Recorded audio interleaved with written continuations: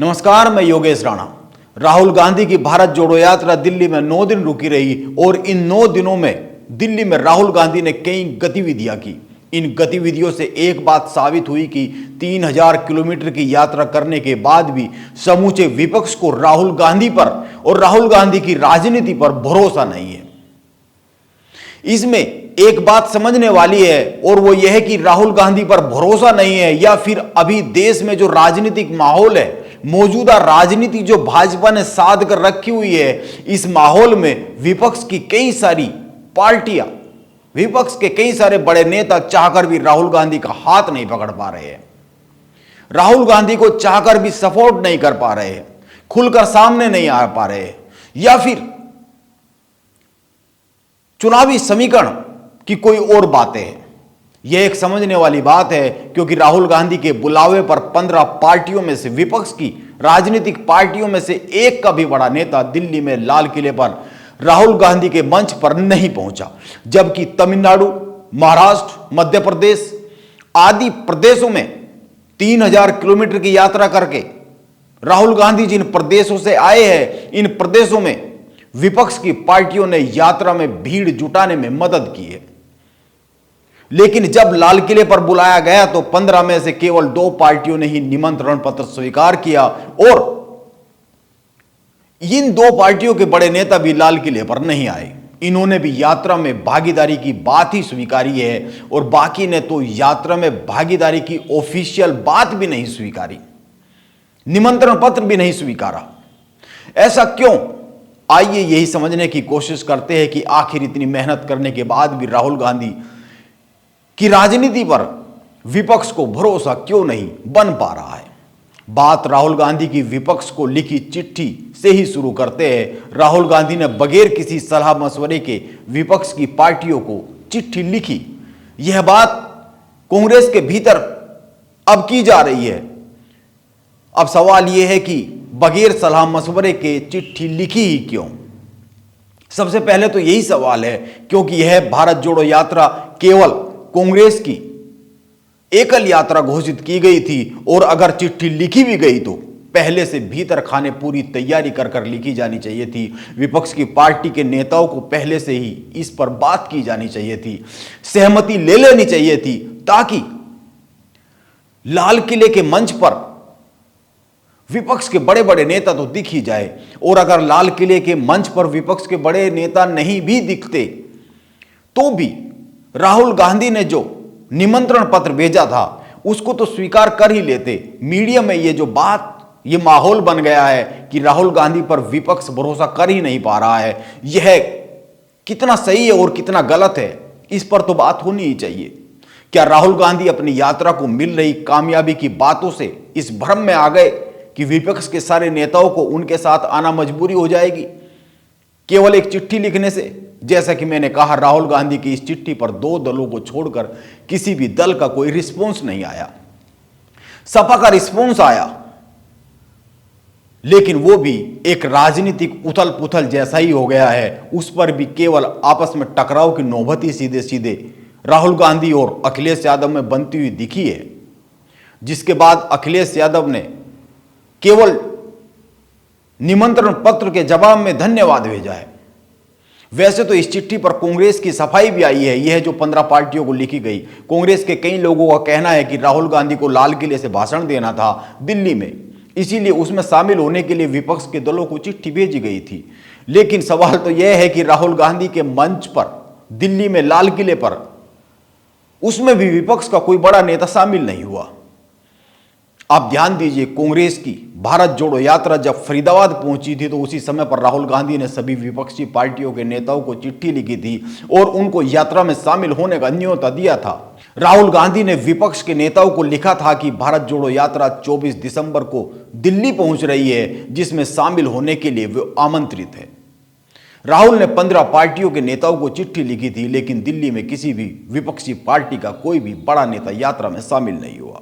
राहुल गांधी के लाल किले पर लगे मंच पर भी विपक्ष का कोई बड़ा नेता उपस्थित नहीं हुआ। आप एक बात पर गौर कर लीजिए, अभी जब लोकसभा का सत्र चल रहा था तो कांग्रेस ने विपक्ष की जो सारी पार्टियां हैं उनके लिए एक बैठक आयोजित की थी, एक बैठक बुलाई थी। मल्लिकार्जुन खड़गे की इस बैठक में विपक्ष की 17 पार्टियां शामिल हुई थी। लेकिन जब राहुल गांधी ने इन्हीं पार्टियों के नेताओं को मंच पर बुलावा भेजा तो कोई भी नहीं आया। क्या विपक्ष और विपक्ष की पार्टियां संसद के समीकरण में तो कांग्रेस के साथ है, लेकिन चुनावी समीकरण में कांग्रेस के साथ नहीं रहना चाहती है? यह एक बड़ा सवाल है मौजूदा राजनीति को देखते हुए, और इस सवाल का जो गहराई में जवाब है यही भाजपा के पक्ष में जाता हुआ दिखता है। नीतीश कुमार इसलिए कह रहे हैं कि कांग्रेस की ओर से राहुल गांधी को प्रधानमंत्री पद का उम्मीदवार तय करने की एक अच्छी बात है, लेकिन इस पर बैठकर बातचीत होनी चाहिए, क्योंकि नीतीश कुमार की जो योजना है वो चुनाव के बाद प्रधानमंत्री पद के लिए उम्मीदवार का चयन की है। अगर इस तरह की नौबत आई तो, अगर भाजपा बहुमत से चूक गई तो, हालांकि नीतीश कुमार का यह सपना भी सपना ही रहने वाला साफ साफ लगता है जो देश की मौजूदा राजनीति है। जैसा अभी तक विपक्ष की एकजुटता को लेकर दिख रहा है, इससे तो लगता है कि नीतीश कुमार के अरमान भी भीतर ही रह जाने वाले हैं। हालांकि यह एक सही तरीका भी है भाजपा से चुनावी लड़ाई लड़ने का जो नीतीश कुमार सोच रहे हैं। हालांकि वो खुलकर कह नहीं रहे, क्योंकि विपक्ष की सभी पार्टियों का अपना अपना वोट बैंक है। नेता तो राहुल के साथ आ सकते हैं, भीतर खाने समर्थन कर सकते हैं, और ये जो अब तक की राहुल गांधी की भारत जोड़ो यात्रा में इतनी भीड़ जुटी है, यह भीतर के समर्थन को दिखाता भी है। लेकिन वोट बैंक कैसे साथ आएगा सभी पार्टियों का, यह एक बड़ी उलझन वाली बात है। इसीलिए अखिलेश यादव ने साफ साफ राहुल गांधी के साथ आने से मना कर दिया, क्योंकि सपा के उत्तर प्रदेश के मुस्लिम और यादव के समीकरण में कांग्रेस कहीं पर भी फिट नहीं बैठती है। इस तरह से अन्य पार्टियों का भी अपना अपना वोट और जातियों का समीकरण है। यह एक बहुत ही सीधी सी बात है। इसीलिए राहुल गांधी के मंच पर, लाल किले पर जो मंच लगा, उस पर कोई दिखा नहीं। अंत में आप एक बात पर और गौर कर लीजिए, हाल ही में राजनीतिक पार्टियों को चुनावी चंदे का एक आंकड़ा जारी हुआ है। कांग्रेस की स्थिति सिर्फ चुनावी समीकरण में ही फिसड्डी नहीं है, चुनावी समीकरण में ही गरीब नहीं है, बल्कि चुनावी चंदे के मामले में भी उसकी स्थिति बहुत खराब है।